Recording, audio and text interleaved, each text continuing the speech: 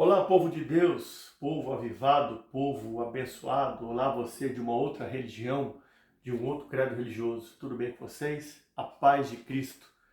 Eu tenho uma palavra do trono de Deus para nossas vidas e você pode estar acompanhando em Atos, capítulo 16, do versículo 8 até o 16. Paulo e Silas da prisão. Vamos aprender algumas lições juntos sobre esta mensagem maravilhosa. Ok? Então vamos lá? Primeira lição que eu aprendo com Paulo e Silas na prisão. Fazendo tudo certo, porém vivendo um cerco. Paulo e Silas tinham seguido as orientações de Deus. Tinham ouvido as revelações do Espírito Santo. Estavam pregando o Evangelho. Estavam indo para o lugar o qual Deus tinha mostrado para eles. Só que, de repente, as coisas começam a andar para trás. Depois que Paulo e Silas expulsam um espírito de adivinhação de uma jovem, eles são presos e açoitados. E aqui eu percebo que aquela frase que todos nós conhecemos muito, continuem fazendo a coisa certa, ainda que tudo esteja dando errado, a obediência a Deus gera recompensa, se encaixa perfeitamente na vida de Paulo e de Silas, pois eles tiram uma jovem de uma prisão espiritual, vamos dizer assim, e entram em uma prisão física. E sabe por quê? Eles entram nesta prisão física porque as pessoas ficam infelizes de verem outras pessoas serem libertas de suas prisões. As pessoas ficam infelizes de verem outras pessoas serem livres de suas prisões. Isso porque nós vivemos em uma sociedade em que as pessoas querem nos escravizar, colocar dogmas, colocar julgos. Mas o que me chama a atenção é o posicionamento de Paulo e Silas. Eles continuam fazendo aquilo que é certo, aquilo que é correto. Eles continuam fazendo bem, mesmo tudo dando ao contrário em suas vidas. Isso porque o corpo físico de Paulo e Silas estava preso, mas o espírito deles estava livre para adorar. É por isso que está relatado em 2 Timóteo 2,9, o próprio Paulo escreveu, pelo que sofro trabalhos, até mesmo prisões, como um malfeitor, mas a palavra de Deus não está presa. Então eu entendo algo muito interessante aqui, como diz um pregador renomado. Se Deus deu uma visão para você, mostrou para você qual o propósito que ele tem na sua vida, vai devagar. Porque Deus não trabalha com velocidade, e sim com direcionamento. Paulo e Silas continuaram fiéis, fazendo a coisa certa, continuaram no propósito de Deus, mesmo dando tudo errado. Que essa primeira lição fique em nossos corações. Segunda lição. Muitos, para terem um encontro com Deus, só os encurralando. Tem pessoas que só vão se converter pela dor e não pelo amor. Tem que vir terremoto na vida da pessoa, tem que vir tornado, tem que vir tufão, tem que vir tempestade, tem que vir vale da sombra da morte, tem que vir deserto para a pessoa acordar, se despertar e aceitar Jesus Cristo. Esse foi o caso do carcereiro, que quando acordou, vendo todas as portas abertas e sugerindo que os presos tinham todos escapado, ele tira a sua espada e atenta contra a sua própria vida, mas ele ouve uma voz dizendo: não te faças nenhum mal, porque todos nós estamos aqui. Viu como muitos e até mesmo os de dentro de nossa família só vão se converter na dor, na angústia e no desespero? Então aqui vai um recado para você. Você tem pregado a palavra de Deus a toda criatura e principalmente para os da sua família, então fica tranquilo. Fica tranquila, que uma hora eles vêm, seja pelo amor ou seja pela dor. Porque o próprio texto afirma que o carcereiro disse: o que eu preciso fazer para ser salvo?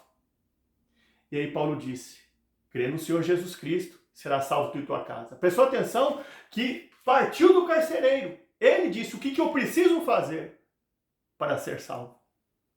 Nós, muitas das vezes, ou na maioria das vezes, só queremos que Deus faça algo por nossas vidas aqui na terra. Na maioria das vezes, nós queremos que Deus faça algo por nós aqui na terra. Mas nós não entendemos que Deus está esperando que nós venhamos fazer algo por Ele aqui na terra. Que é um exemplo forte disso, é só em Juízes, capítulo 6 e versículo 12. Gideão recebe a visita de um anjo. E os estudiosos dizem que é uma teofania, na verdade era o próprio Senhor. Aí em Juízes, resumindo tudo, 6:18, ele diz para o anjo que provavelmente era o Senhor: o senhor pode esperar aqui enquanto eu vou ali e já volto com um presente para o Senhor? O anjo disse que pode ser que seja o Senhor. Espero. E a Bíblia relata que Gideão foi fazer, sabe o quê? Foi fazer um cabrito e pães para o Senhor. Agora imagina, eu já ouvi dizer que um cabrito demora mais para assar do que uma carne normal. Imagine o tempo que o anjo ou o próprio Senhor ficou esperando Gideão. E aqui nós podemos então constatar que Deus espera que nós venhamos fazer algo para Ele aqui na terra. Quem sabe Deus está esperando você há muito tempo iniciar o teu ministério. Quem sabe Deus está esperando há muito tempo você usar os seus dons e talentos. Quem sabe Deus está esperando há muito tempo você dar lugar para Ele aqui na terra, para Ele te usar como nunca. Nós podemos ver que o carcereiro disse: o que eu preciso fazer para ser salvo? Vamos parar de somente esperar que Deus faça algo para nós na terra. Deus está esperando, como Ele esperou Gideão, que você faça algo para Ele.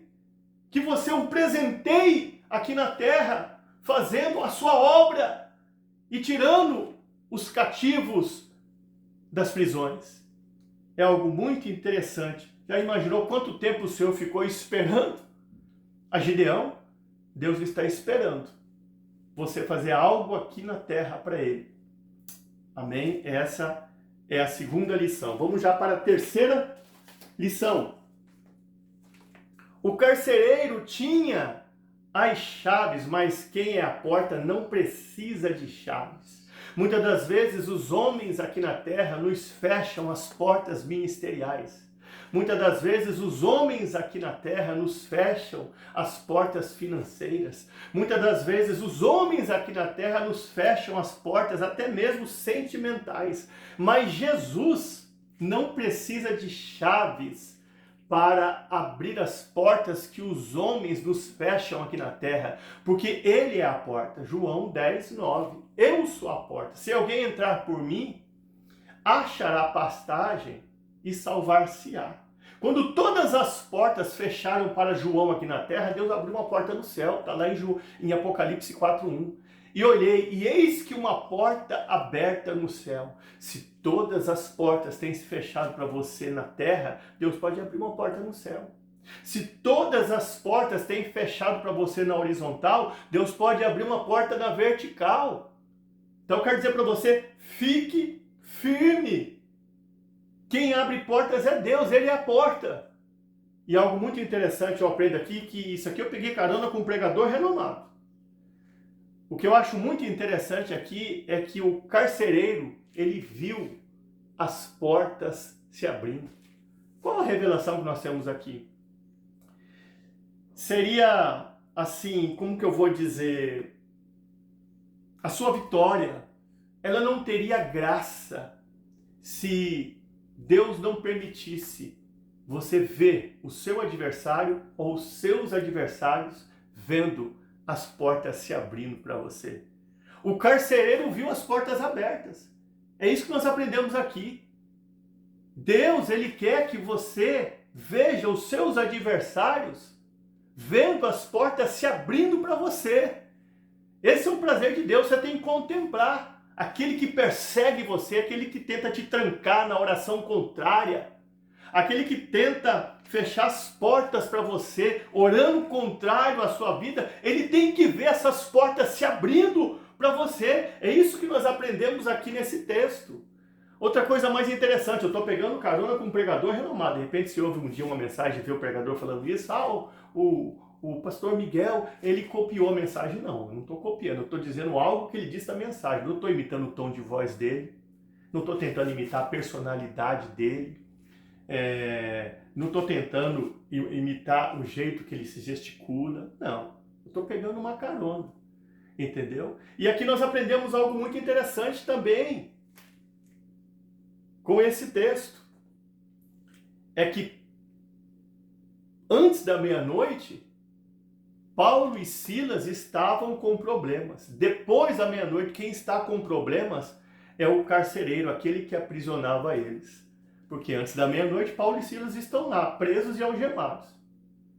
Certo? Antes da meia-noite. Depois da meia-noite, Paulo e Silas estão livres.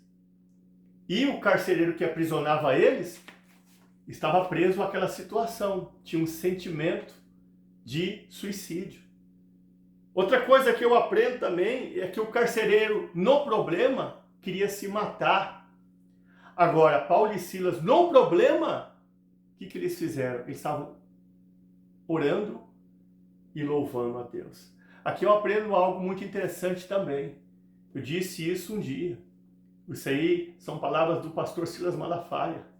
A diferença daqueles que ouvem um evangelho fácil, que não fala de provas e de lutas, é que quando vem sobre eles o dia mal, eles se desesperam. Muitos cristãos até tiram a vida. Eles entram em conflito e acham que Deus os abandonou. Agora, os cristãos que ouvem o evangelho, como eu prego aqui, muitos outros pregadores pregam, que fala realmente que tem que ter luta, perseguição, angústia, misturado com vitória, é que quando o dia mal vem sobre eles, eles encaram isso como uma disciplina. Paulo e Silas encararam isso aqui como uma disciplina, por isso que está relatado em Malaquias 3,18. Então vereis outra vez a diferença entre o justo e o ímpio, entre aquele que serve a Deus e entre aquele que não serve. O justo no problema, ele glorifica a Deus, ele louva a Deus. O ímpio se desespera e tira a sua vida muitas das vezes. Então o que nós devemos aprender com esta lição? O carcereiro tinha as chaves, mas quem a porta não precisa de chaves. Quarta lição: a sua agenda tem que ser divina e não direcionada pelo homem. Se você for em Números 9, do 17 ao 21, o povo de Israel só partia quando a nuvem se levantava e andava. Quando a nuvem parava e se estabelecia no lugar, o povo de Deus parava e se estabelecia em um lugar. O que nós aprendemos aqui? É o céu que move a terra, não a terra que move o céu. Dá para você compreender isso? Então, muitas das vezes as pessoas não entendem o trabalhar de Deus em nossas vidas e chegam até nós e dizem: mas fulano, ciclano, o que está acontecendo com a sua vida? O teu ministério parece que não flui, não anda. O que está acontecendo? A tua vida parece que está estagnada.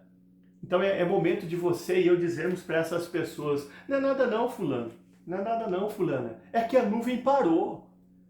Meu amigo, minha amiga, a nuvem parou, o povo de Israel tinha que ficar ali. Se tivesse pessoas ali insatisfeitas, ansiosas, eu vou continuar andando, a nuvem está parada, mas eu quero caminhar, eu quero chegar no lugar da vitória, eu quero chegar logo em Canaã, terra prometida. Eu acredito que Moisés poderia dizer: você quer ir, vai. Só que nós temos que lembrar que em João 15:5, na parte B, está escrito: sem mim nada podereis fazer. Quer ir, vai. Mas quem vai sem a direção de Deus morre. Morre espiritualmente. Dá para você compreender? Quem sabe você pode estar dizendo: eu não vou ficar com a minha vida ministerial parada, não. Eu não vou ficar com a minha vida sentimental parada, não. Eu vou começar a caminhar, eu vou seguir em frente, eu vou tentar da minha maneira, eu vou tentar do meu jeito. Pode ir, mas se lembra, João 15:5. Sem mim, nada podereis fazer. É assim que Deus trabalhava na vida de Israel. A nuvem anda, vocês andam. A nuvem para, vocês param. Tem que seguir a direção de Deus. Agora, o que eu aprendo aqui também é algo muito interessante que dá para nós aprendermos aqui nessa lição. A sua agenda tem que ser divina e não direcionada pelos homens. Em Atos 16:6, Paulo quer pregar na Ásia, o Espírito Santo fala não. Em Atos 16:7, ele quer pregar em Bitínia. O Espírito Santo fala não, Paulo obedece. Então, um dos maiores sinais de que a nossa fé é madura é quando nós obedecemos a Deus. Paulo devia ter visto na Ásia e em Bitínia pessoas sofrendo, pessoas morrendo, pessoas pensando em suicídio, pessoas bebendo, pessoas fumando, pessoas adulterando, pessoas prostituindo. Paulo devia ter visto pessoas ali à beira do abismo. E ele queria pregar o evangelho. Só que o Espírito Santo disse não. Aí ele vai para Troade, e lá em Troade ele tem uma visão à noite. O Senhor revela para ele, prega em Macedônia. Por que em Macedônia? Porque lá em Macedônia vão ouvir o evangelho. Lá em Macedônia vão dar crédito a Cristo. Então é o Espírito Santo que faz a nossa agenda. Muitas das vezes você não está compreendendo, você não tem chamado para pregar em lugar nenhum, as pessoas não estão te fazendo convite, não estão fazendo a tua agenda, ou a tua agenda está devagar. Entenda uma coisa, é o Espírito Santo que faz a sua agenda, ele que sabe onde o nome de Cristo vai ser aceito, ele que sabe onde as pessoas vão aceitar o evangelho, e foi isso que aconteceu. Paulo foi obedecendo lá em Macedônia, e lá tudo aconteceu. Quinta lição: se o cenário piorar, você adora ou pipoca?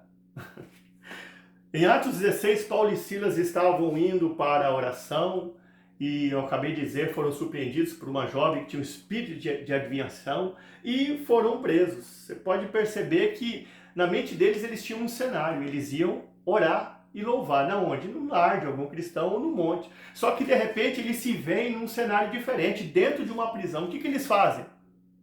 Eles adoram e louvam da mesma maneira. O diabo conseguiu mudar o cenário deles, mas não mudou o propósito que havia no coração deles. Então entenda uma coisa, muitas das vezes Deus tem prometido para você te inserir num cenário, te colocar entre os grandes, te colocar num lugar de honra, mas até hoje, quem sabe, você tem se deparado com cenários de catástrofe, de desonra, com cenários em que você tem se decepcionado. Mas eu quero dizer para você algo importante: louve e adore e ore neste ambiente mesmo, nesse cenário mesmo, porque Deus vai honrar a sua vida. Paulo e Silas poderiam não querer orar e louvar naquele cenário, a prisão, porque o diabo trabalhou e conseguiu mudar o cenário ao qual eles estavam indo. Porém, ao contrário disso, naquele cenário, eles oraram e louvaram, porque o diabo conseguiu mudar o cenário, mas não mudou o propósito do coração deles. Então, o cenário de Paulo e de Silas era terrível, eles tinham apanhado muito, suas carnes estavam rachadas. E o pastor Silas Malafaia fala que um tipo de dor que eles sentiram foi comparado ao chumbo derretido sendo derramado da carne. Era uma dor horrível. Porém, eu acho que eles contavam com o de repente de Deus e não o pouco a pouco de Deus. Como assim? Me explica, pregador. É que a Bíblia relata lá em Deuteronômio 7:22, o Senhor teu Deus lançará essas nações pouco a pouco de diante de ti. Não as destruirá completamente, para que as feras do campo não se multipliquem contra ti. Então aqui nós vemos que Deus às vezes trabalha pouco a pouco em nossa vida e ministério. Pouco a pouco ele vai tirando os adversários, pouco a pouco ele vai honrando, pouco a pouco ele vai dando a vitória, pouco a pouco ele vai exaltando. Mas tem momentos em nossas vidas que Deus trabalha no de repente, e o de repente se encaixou aqui na vida de Paulo e Silas, porque eles foram presos num dia, e quase antes de chegar um pouco à meia-noite eles foram libertos, porque aconteceu o quê? Um terremoto. Tem de repente de Deus para a sua vida. Muitas das vezes você pode achar que Deus só vai trabalhar na sua vida de pouco a pouco, sempre demorando, sempre sendo adiada a promessa. Não. Tem de repente de Deus para a sua vida. E eu quero dizer algo muito importante para finalizar aqui. Peguei carona com um pregador, um ensinamento muito interessante. Lá em Macedônia não tem placas tectônicas, só tem uma grande placa tectônica embaixo. E nós sabemos que para ter um terremoto é necessário várias placas tectônicas para se colidirem uma com a outra e ser gerado o terremoto. Isso significa que o terremoto veio de cima e não de baixo. Deu para entender? Não veio de baixo, veio de cima. Então, Deus está mandando dizer para você, quando embaixo não dá mais, vem de cima. O terremoto que vem de baixo, ele destrói vidas, casas, carros, edifícios, arranha-céus, empresas. Mas o terremoto que vem de cima, ele vem para destruir agora aí a tua dor, o teu conflito, o seu dilema, a sua amargura, a sua insatisfação com tudo que vem acontecendo na sua vida todos esses anos. Tem terremoto de Deus para a sua vida, tem de repente de Deus para a sua vida, não é somente de pouco a pouco, não. Então que esta mensagem ela venha ficar em nossos corações.